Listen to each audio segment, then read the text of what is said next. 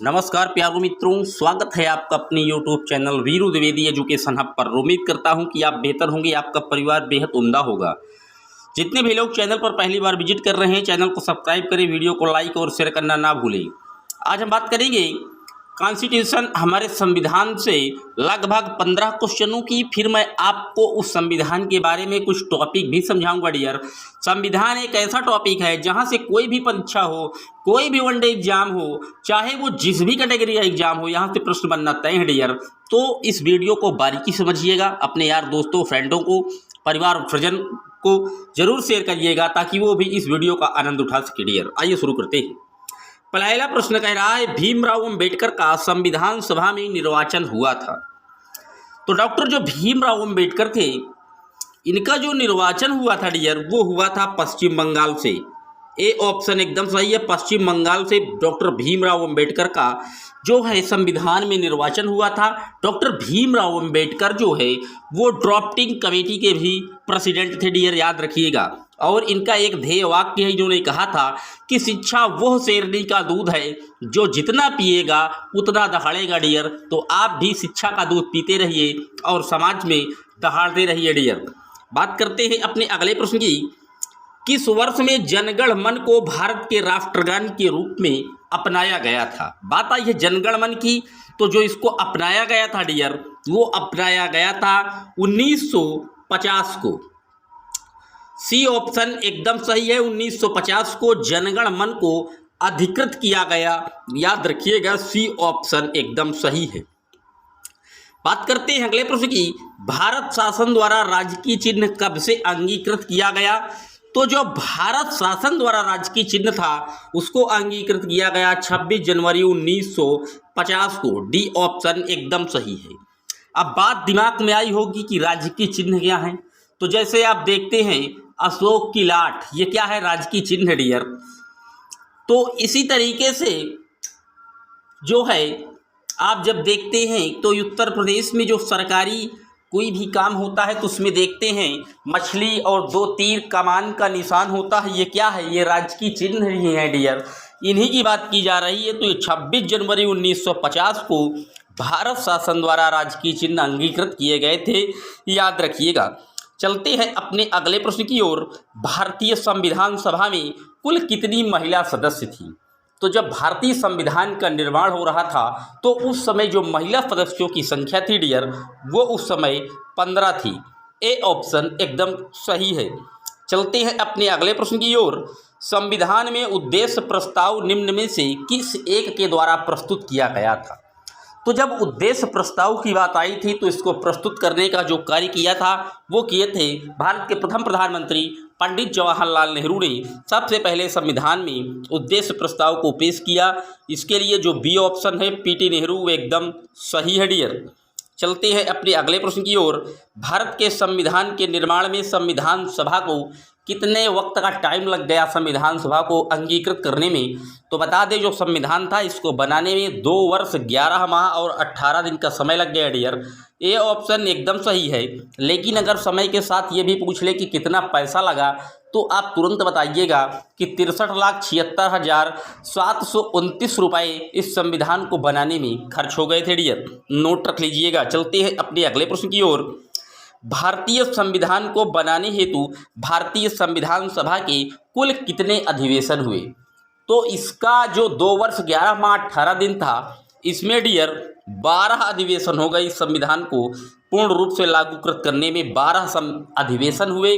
तो C option एकदम सही है। चलते हैं अपने अगले प्रश्न की ओर। निम्नलिखित में से संविधान सभा की संघ समिति का अध्यक्ष कौन था? तो संघ समिति की जितनी भी शक्तियां थी, संघीय शक्तियां, वो सब जवाहरलाल नेहरू जी के पास थी।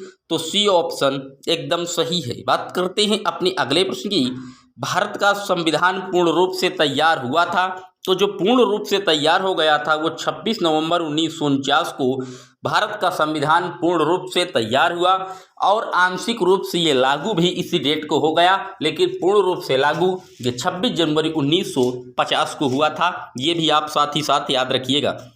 चलते हैं अपने अगले प्रश्न की ओर। संविधान सभा को ने संविधान को 26 जनवरी के दिन लागू करने का निर्णय क्यों लिया था? आखिर क्यों 26 जनवरी के दिन ही संविधान को लागू किया गया?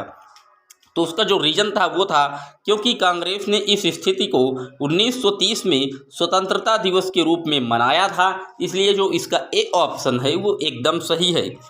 चलते हैं अपने अगले प्रश्न की ओर। भारतीय संविधान को अपनाया गया, तो भारतीय संविधान को जो अपनाया गया था वो संवैधानिक सभा के द्वारा अपनाया गया था डियर।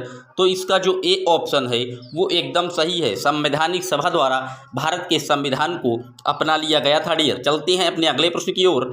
संविधान सभा के चुने हुए स्थायी अध्यक्ष कौन थे?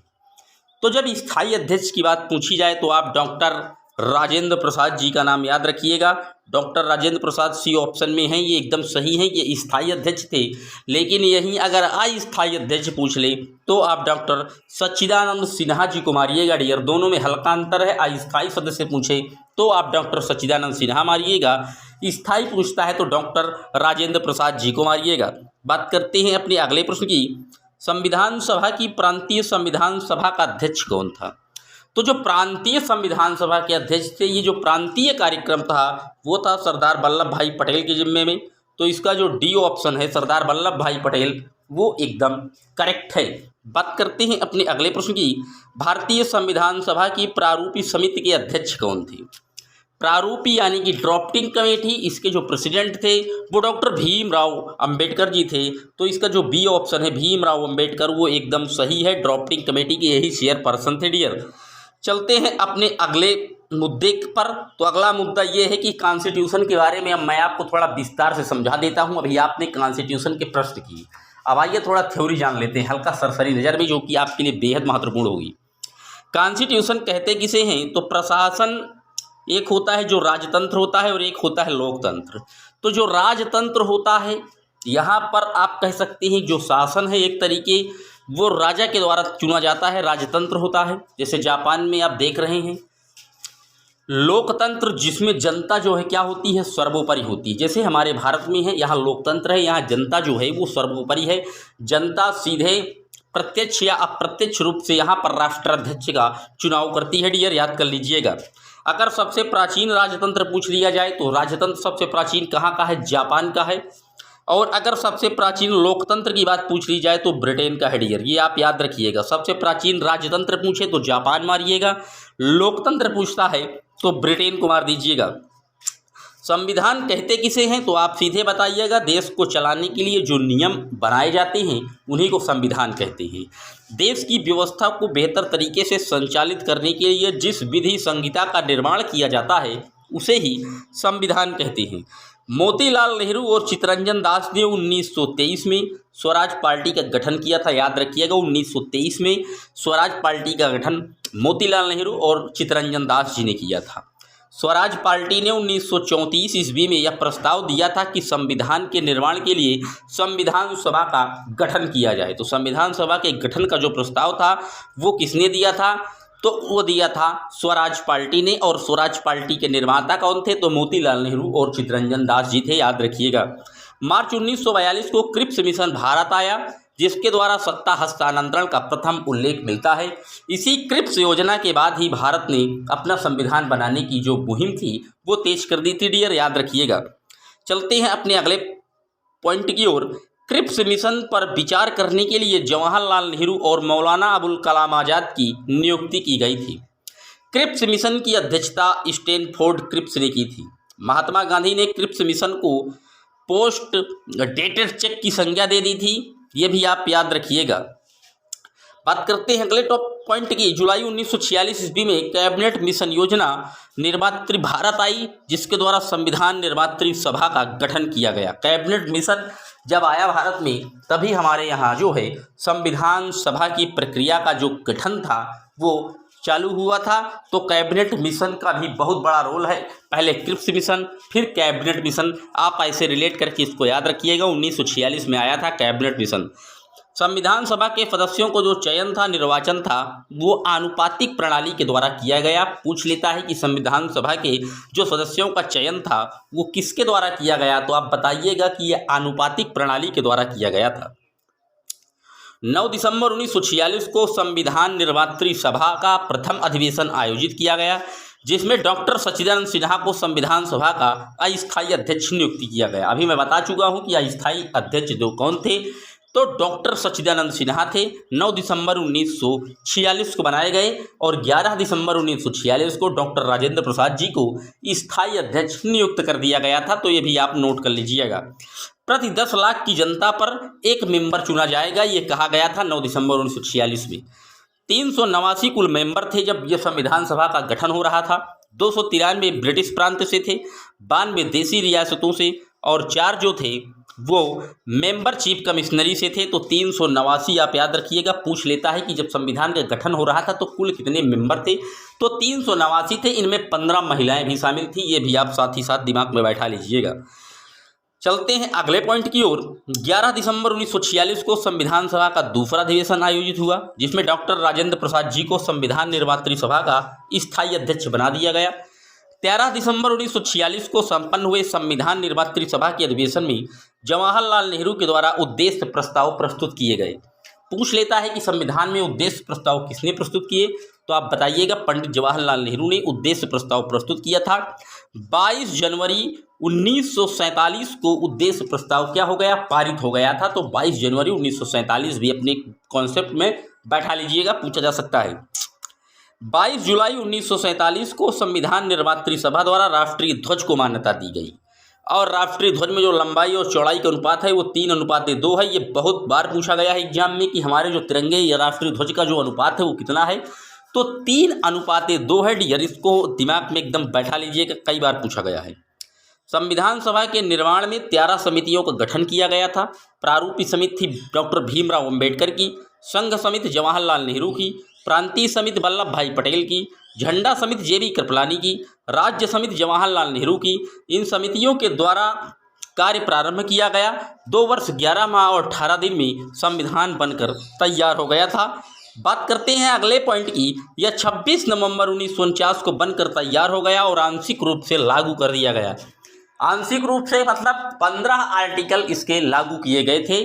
कब? 26 नवंबर 1949 को भारतीय संविधान सभा द्वारा 26 नवंबर 1949 को इसे अंगीकृत किया गया और 24 जनवरी 1950 को संविधान सभा का अंतिम अधिवेशन जारी किया गया, जिसमें संविधान सभा पर संविधान निर्मात्री सभा के सदस्यों के द्वारा क्या किए गए, साइन किए गए डियर।